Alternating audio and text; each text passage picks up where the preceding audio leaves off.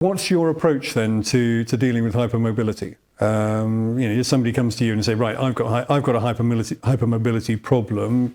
How do you assess them? How do you work out what's the right route for them? Do you want to take it? Yeah, mainly. So you're kind of looking at a few things of like the Beighton score. So if you check someone, like, are they able to just put their palms flat down on the floor without warming up? They appear like they have way more range of motion than other people.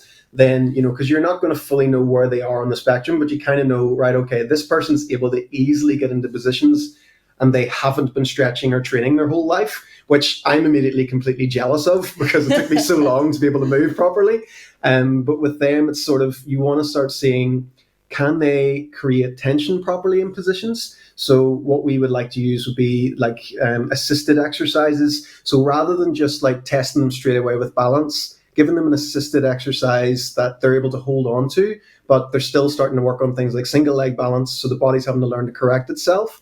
Also teaching them how to brace properly and engage their core. It's something that I found with working with more people on the side that are too flexible, really struggle to do that properly. Yeah. And they can look like they're doing core exercises like the side plank and stuff correctly, but it's almost as if they're just leaning on their joints and they're not actually activating the muscles properly. So sometimes it's not even so much that you need to have special exercises that you're giving people.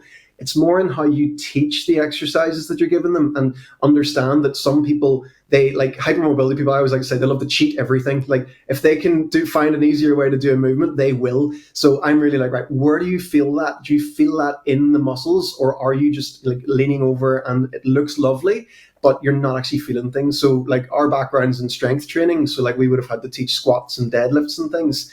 And anytime we would work with someone that would be really, really flexible, trying to get them to feel tension in their hamstrings, even, for example, is so crazy. And if someone doesn't have that, their hips are going to feel awful and they can get symptoms of like really bad lower back pain. They can have like even disc injury symptoms without having a disc injury because there's a major lack of stability there. So sometimes it's just about stripping movements right back and figuring out, do they understand how to create tension in things, and then starting to use tempo and easier versions of exercises that they can do. So it's a big thing we're always focused on, is what can you do and what can we build on, rather than what can't you do and what shouldn't you do.